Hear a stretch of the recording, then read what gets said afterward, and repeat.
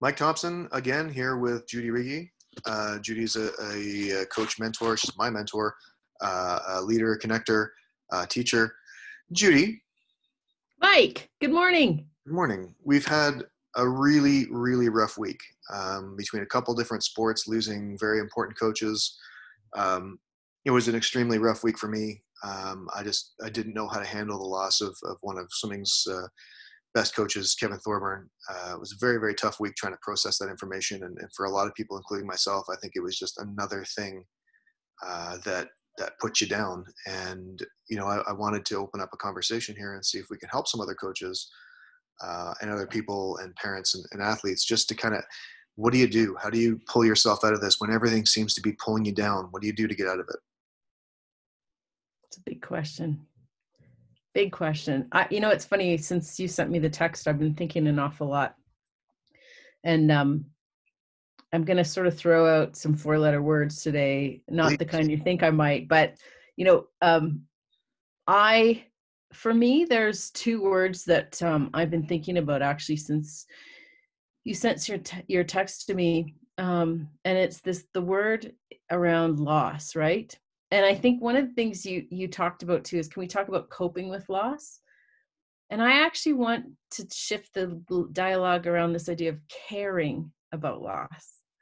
Because as I've been thinking about the word loss, there's kind of 2 ways it can go for me when I reflect on kind of, what loss means and the emotions behind it.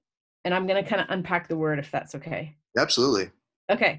So there's 2 ways when I think about loss, the emotion that comes up for me and initially for a lot of people is this sense of sadness or sorrow. Does that resonate for you?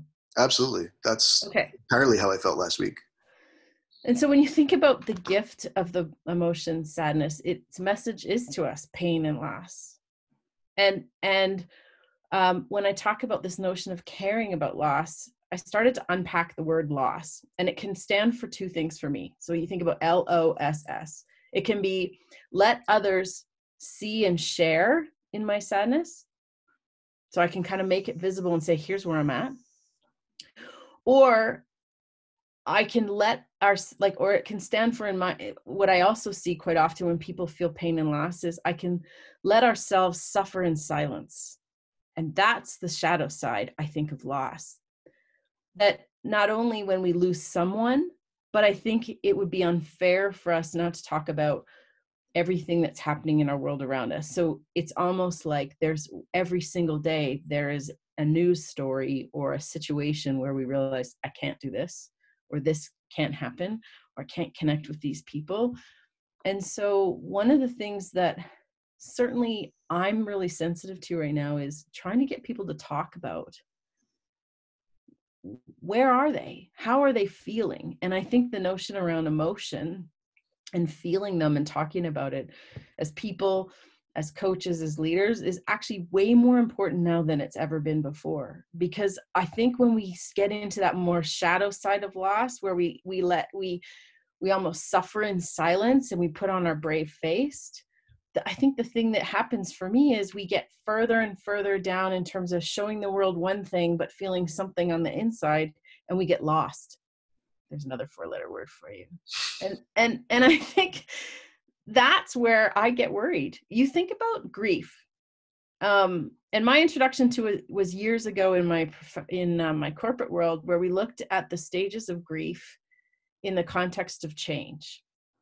And I think so the work of Elizabeth Kubler-Ross and David Kessler, there's 5 stages of grief. And David's actually recently added a 6th. And they're this: denial, anger, bargaining, depression, and then acceptance.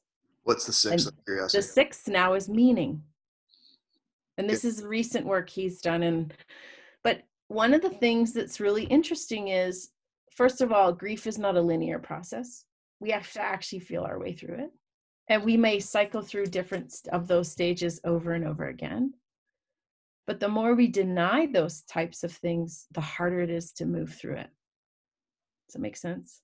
Absolutely. I don't want to make this about myself, but I do want I to think help. it's for everybody.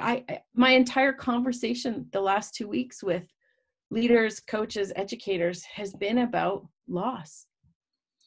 Well, I mean, there's a lot of different types of loss. And for me, one of the things that really did help me, I did talk to a lot of other coaches that knew this man very well. Um, some of them are still in that, all of us shared that it can't possibly be true moment. Some of them are still in that, just not feeling like it's a real thing yet. I feel like for me, the thing that helped me the most was my team does weekly meetings or bi-weekly meetings, whatever. The last one we did was on Friday. And one of the things that really helped me was to be able to tell a story about me and this person and what it meant to me. And I think they all kind of chuckled at it was a funny story. They all kind of chuckled at that. And it really helped me kind of get some stuff off my chest. So I think the meaning here, and part of this through the week, I decided to give you a call and see if we could do something like this to help other people that are going through this. Because it is a big thing, whether you're losing a person, whether you're losing a leader, whether you're losing, someone who's almost like a family member to you, or I mean, the simple things like we've lost an entire sports season. We lost a major championship in the games for summer sports. We lost our everyday routine. We lost a lot of things. And I think a lot of people need to figure out what exactly to do with this sense of loss before they can actually move on to something else. Well, you think about, we kind of went into busy mode. As soon as everything finished, we went into busy mode and let's figure things out and put things in place and manage the details. Yeah. And now that things are sort of calmer, to your point, now all of a sudden the reality of all this is settling in for a lot of people, and people don't know what to do with their emotions.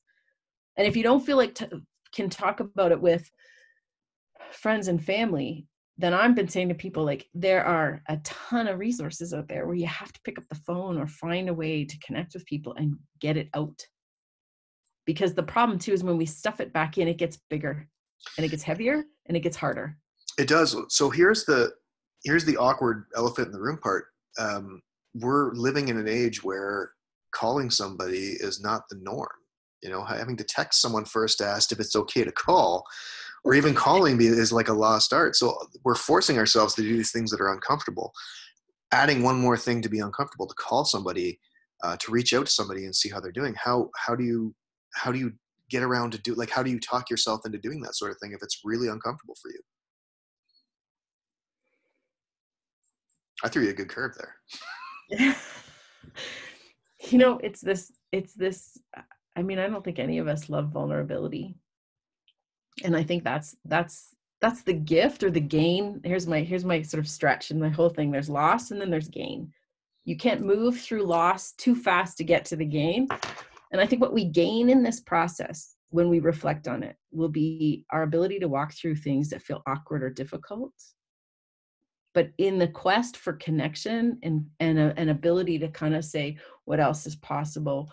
Or how do I help myself? I think what the gift we give ourselves, or what we all gain, more so than ever, is this notion of we're all in this together. And when we think about your coaching friend that you've lost, your pain and your memories will be different than that of others. And I think the other part that's really hard right now, that certainly I'm learning and reflecting a lot on, is no one person's situation is worse than or better than another. And I think one of the other risks we have right now is people comparing how you're handling it versus how I'm handling it. Yeah. And I think all of our losses, wherever we are and whatever they are for each one of us, as David Kessler would say, they are our worst. And I think the greatest gift we can give each other is creating space and finding those people who can offer us the space to be wherever we are on that day, whatever place and space in our grief of what we don't have.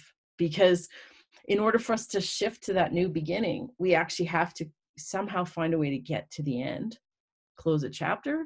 Yeah. And then there's that messy middle, which is now what? And I think we're all in that in different degrees. And in the case of relationships like the one you've lost, your timeline versus others will look really different. And the curiosity for me is, how do you want to honor for yourself that person's role in their life, like in your life? And also, what role do you want to discover he played in others, and or are there some things that a group of you want to do that allow you all to celebrate or honor it in a way that feels important for you? Because I think the hardest part for many of us is all of these things we do to honor and celebrate those that we lost, we can't do right now. Yeah. Like, we can't go to funerals, we can't go to weddings, we can't go to graduations, we can't go to all these things right now. And so the curiosity becomes, what can we do to make sure we don't minimize, dismiss, or discount the importance of these things for all of us to be able to grieve our losses in a way that fits for ourselves?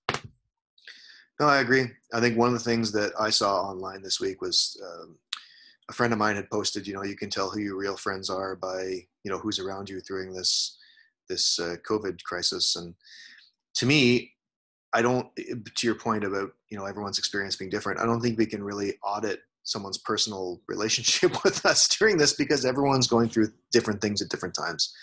Not everyone's moving through the grief process the same way, and not everyone deals with it the same way.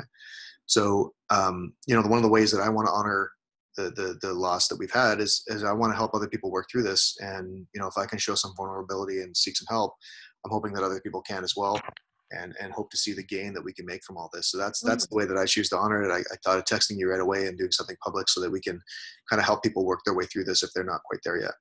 Well, there's three things, if I could, that I want to kind of throw out there as other places and resources other than this conversation. Absolutely. So first things first is, I know the COC and the CPC has a significant amount of resources out there for coaches and athletes in the sports system. Yes. Game Plan and Morneau Chappelle, I believe, Thank you. for credit athletes. Yeah. So I think it's really important that people remember those things. There's also, in our local cities and communities, there's distress lines in that people, and grief counseling that's available if people need it. And I think people should do that as well. And the other thing for me right now is, I'm a huge fan of Brené Brown, and her recent podcast, Unlocking Us, that she dropped pretty much just as COVID happened. Some days when I listen to it, it feels like she's naming the place or space that I'm in, or that I'm seeing other people in right now. She's addressed anxiety and fear. She has a great conversation about grief with David Kessler that it's not a bad one for people who are mourning their own losses, whatever they may be, might want to listen to gain perspective. She talks about comparative suffering, us judging people around how people are coping. And I think we have to get rid of coping, and we have to start thinking more about caring. And that's why I say we have to care about loss, not cope through it. And we have to sort of find a way to let people know, here's how I really am, and finding people who have energy in that moment or space to hold space for us for wherever we are too. I agree. Well, I think we can leave it there, Judy. I think so too. Any other bits of advice that you might want to give out? What are the want to spell out those two different types of loss again, so people don't have to rewind the video? Okay, loss for me. So these are my thoughts in my journal. Loss this week, I defined it as two things. It's even letting others share in my sorrow or sadness about whatever that loss is, which is an important place for us.